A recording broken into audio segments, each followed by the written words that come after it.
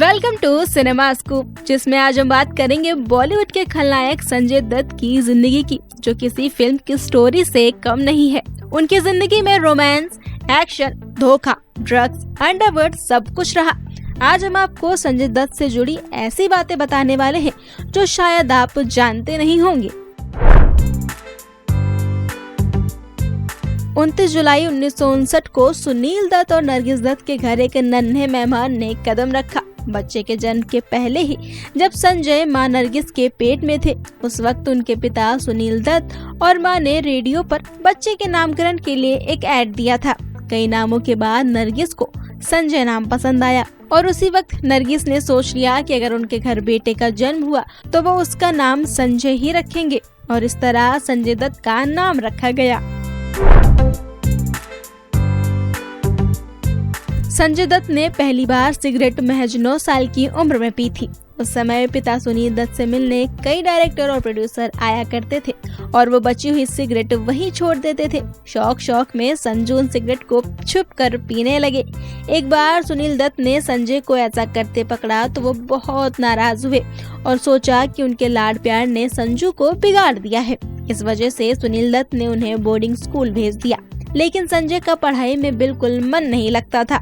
वो बस फिल्मों में काम करना चाहते थे, लेकिन पिता का कहना था कि आगे तुम्हें जो भी करना है करो, लेकिन तुम्हारा ग्रेजुएट होना बहुत जरूरी है।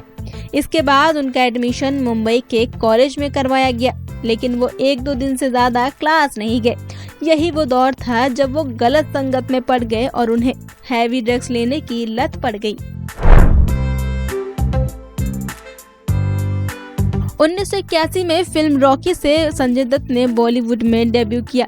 अब तक वो 187 से ज्यादा मूवीज में काम कर चुके हैं। जब संजू की पहली फिल्म रॉकी की शूटिंग हो रही थी, तभी खबर आई कि नरगिस का कैंसर लास्ट स्टेज पर है, लेकिन वो बेटे की डेब्यू फिल्म देखना चाहती थी। उन्होंने सुनील दत्त से ये इच्छा जाहिर की तो उन्होंने पूरा करने का इसका इंतजाम किया।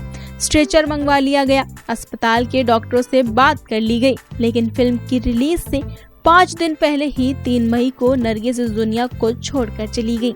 जब रॉकी की स्क्रीनिंग हुई, उस वक्त सुनील दत्त ने एक कुर्सी नरगिस के लिए खाली रखी थी। वैसे तो संजू बाबा अपनी फिल्मों से ज्यादा अपनी गर्लफ्रेंड्स के लिए फेमस है। संजू दत्त का नाम माधुरी दीक्षित से लेकर रेखा तक के साथ जोड़ा जा चुका है। कहा जाता है कि टाडा केस में संजय दत्त को जेल हो गई। इसके बाद माधुरी ने अपने कदम पीछे खींच लिए। आपको ये जानकर हैरानी होगी कि संजू की जिंदगी में एक दौर ऐसा भी आया था जब उनका अफेयर एक साथ 3 लड़कियों से रहा था। इसका खुलासा खुद संजय दत्त ने एक इंटरव्यू में किया था।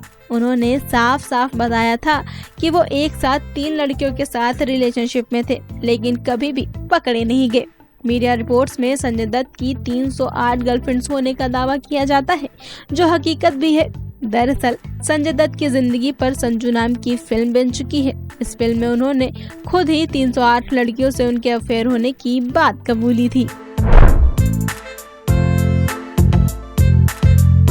संजय दत्त की ड्रग्स की लत बहुत बढ़ती जा रही थी। जब एक बार उनके पिता सुनील दत्त ने उन्हें अपने ऑफिस बुलाया तो वो नशे में ही वहां पहुंच गए। जब सुनील दत्त उनके सामने आए तो संजू को लगा कि पापा के सिर पर आग लगी है और वो सुनील दत्त के ऊपर झपट पड़े और उनके सिर से आग बुझाने लगे। उस वक्त सुनील दत्त को समझ में नहीं आया कि उनके बेटे को क्या हो गया है। वो बहुत परेशान हो गए और तब उन्हें पता चला कि उनका बेटा ड्रग्स लेता है। हालांकि इसके बाद संजय दत्त ने अपने पिता सुनील दत्त से कहा कि वो ड्रग्स से छुटकारा चाहते हैं, जिसके चलते उन्हें रिहैब सेंटर भेजा गया। संजय दत्त करीब 1 साल तक रिहैब सेंटर में रहे। रिहैब सेंटर से लौटने के बाद संजू ने खुद पर फोकस करना शुरू किया। उन्होंने बॉडी बिल्डिंग करके भारत के पहले बॉलीवुड सेलिब्रिटी बन गए, जिन्होंने बॉडी बिल्डिंग का कल्चर शुरू किया। संजय ने जब बॉलीवुड में वापसी की तो उनकी बैक टू बैक 2 फिल्में फ्लॉप हो गई। उन्हें एक हिट फिल्म की जरूरत थी, जो उन्हें मिली नए डायरेक्टर से, जिन्हें पूरी दुनिया आज महेश भट्ट के नाम से जानती है। फिल्म का नाम था नाम। ये फिल्म बॉक्स ऑफिस पर सुपर हिट रही। संजय दत्त आज भी महेश भट्ट के शुक्रगुजार रहते हैं। वो मानते हैं कि महेश भट्ट ने ही उन्हें बॉलीवुड में रीलॉन्च किया।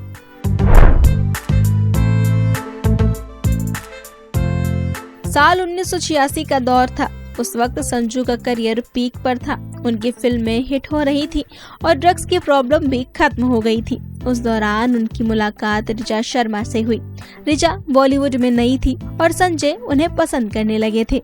एक साल के अंदर ही 1987 में दोनों ने न्यूयॉर्क में शादी कर ली और एक नन्ही परी त्रिशला को जन्म दिया। बेटी के जन्म के कुछ समय बाद ही ऋचा के सर में कैंसर का ट्यूमर हो गया। संजय की पत्नी न्यूयॉर्क में जब कैंसर का इलाज करा रही थी, उस वक्त उनकी मुलाकात माधुरी दीक्षित से हुई। दोनों का अफेयर भी शुरू हो गया। ऋचा ने अपने कई इंटरव्यूज में इस बात का खुलासा किया है कि माधुरी की वजह से ही उनकी शादी में दरार आई थी। इसके बाद ऋचा और संजय का तलाक का केस भी शुरू हो गया। संजय पर टाटा का केस होने के बाद माधुरी ने भी उनसे किनारा कर लिया। इसके बाद ऋचा और संजय के तलाक का केस भी शुरू हो गया। संजय अपनी बेटी की कस्टडी चाहते थे, लेकिन ऋचा की फैमिली इसके खिलाफ थी क्योंकि संजय पर केस चल रहे थे। ये केस 5 साल तक चला, जिसके बाद 1996 में ऋचा की मौत हो गई। जब त्रिशला 10 साल की हुई तो कोर्ट ने कहा कि संजय उनके बायोलॉजिकल फादर है, इसीलिए उन्हें ही त्रिशला की कस्टडी मिलेगी। लेकिन तब तक संजय का मन बदल गया और उन्हें लगा कि उनकी बेटी 10 साल तक यूएस में रही है, इसलिए उसे यहाँ अच्छा नहीं लगेगा, इसीलिए उसे वही रहना चाहिए। तब से लेकर अब तक त्रिशला वही रही। हालांकि संजय दत्त आज भी उनसे कांटेक्ट में रहते हैं। साल 1999 में आई फिल्म यलगार वैसे तो बॉक्स ऑफिस पर फ्लॉप रही, लेकिन इस फिल्म ने संजू की जिंदगी बदल कर रख दी। इस फिल्म के डायरेक्टर और एक्टर फिरोज खान ने संजय दत्त की मुलाकात अंडरवर्ल्ड डॉन दाऊद इब्राहिम से करवाई और यहीं से संजय दत्त का अंडरवर्ल्ड से कनेक्शन शुरू हुआ। फिल्म सनम के प्रोड्यूसर समीर हिंगोरा और हनीफ कड़वाला ने संजय की रिक्वेस्ट पर संजू को गन ला कर दिया था। संजय को 3 गन और कुछ हैंड ग्रेनेड ला कर दिए गए, जिसमें से संजय ने एक अपने पास रखी। संजय का कहना था कि उन्होंने ये बंदूकें अपनी परिवार की सुरक्षा के लिए ली थी। मुंबई में जब ब्लास्ट हुआ तो समीर और हनीफ को गिरफ्तार कर लिया गया। पता चला कि ये दोनों अंडरवर्ल्ड डॉन अबू सलेम के लिए काम करते थे और मुंबई हमले में इस्तेमाल हथियार भी इन्हीं के जरिए सप्लाई हुए थे। इसी सिलसिले में संजय दत्त को भी गिरफ्तार किया गया था, लेकिन संजय ये कहते रहे कि उन्होंने ये गन अपने परिवार की सुरक्षा के लिए ली थी। वही साल 2005 में संजय दत्त की मुलाकात हुई मान्यता से। मान्यता को देखते ही संजय उन पर लट्टू हो गए थे। बताया जाता है कि मान्यता के केयरिंग नेचर से संजय काफी इम्प्रेस हुए थे और फिर उन्होंने मुस्लिम एक्ट्रेस मान्यता को जीवन साथी बनाने का फैसला किया। साल 2008 में मान्यता संग उन्होंने शादी की। कपल के एक बेटा और एक बेटी हैं। संजय दत्त के पास इन दिनों कई फिल्में हैं। वो जल्द अजय देवगन, मृणाल ठाकुर और कुबरा सैद के साथ action comedy film son of Sardaar 2 में नजर आएंगे। इसके अलावा बाप, द गुड महाराजा, मुन्ना भाई 3, घुड़चढ़ी और मास्टर ब्लास्टर में नजर आएंगे। इन फिल्मों में से कुछ इसी साल पर्दे पर रिलीज होंगी, तो वहीं कुछ साल 2025 में रिलीज होने वाली हैं।